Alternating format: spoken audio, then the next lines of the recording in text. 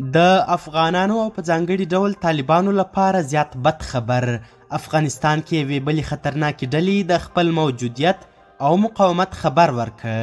دا چې د یادې ډلې مشر څوک او څه موخه لري او په اړه یې طالبان او افغانان څه وایي، پوره جزئیات را سره ویډیو کې وګورئ. سلامونه قدرمنو لیدونکو، زموږ مشال پریس چینل ته ښه راغلاست.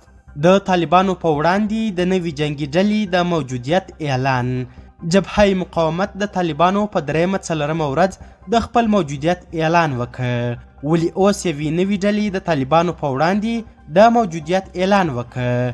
د دې نظامي ډلې موجودیت د افغانستان په شمال او مرکزي برخو کې ترسره شوی.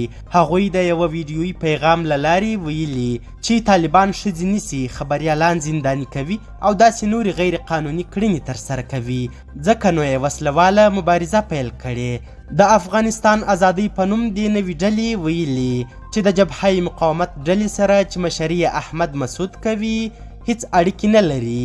داسې معلومیږي چې دا ډله یوازې نظامی برخې لري او له دې برېښي چې مستقلې کړنې کوي. تر دې وړاندې 2 نورو جنگي جبهو د طالبانو په وړاندې د جګړې اعلان کړی و. که څه هم تر یو حده پورې په افغانستان کې اوس امنیت تأمین دی، خو د راتلونکي پسرلي لپاره اندېښنې دا دي چې مقاومتونه به زیات او په یو شمېر ولایتونو کې به امنیت هم ورسره خراب سي.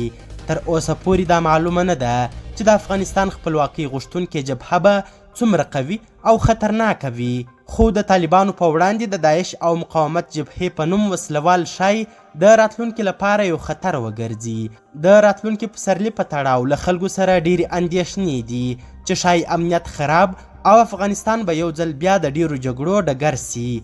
داعش ډله د اوس لپاره تر ټولو لوی ګواښ بلل کیږي، خو د طالبانو حکومت ویلي دومره لوی ګواښ نه دی چې څوک اندېښنه وکړي. د شمیرو له مخې تیر کال داعش د نړۍ په سطح افغانستان کې مرګونې حملې کړې وې.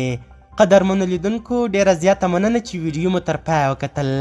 که چیرې تاسې د دغې نوې مقاومت جبهې په اړه کوم نظر لرئ، نظریات مو کمنټونو کې شریک کړي او زموږ همدغه یوټیوب چینل هم سبسکرایب کړي. تر بیا او بلې ویډیو ښه وخت ښې چارې، د الله په امان.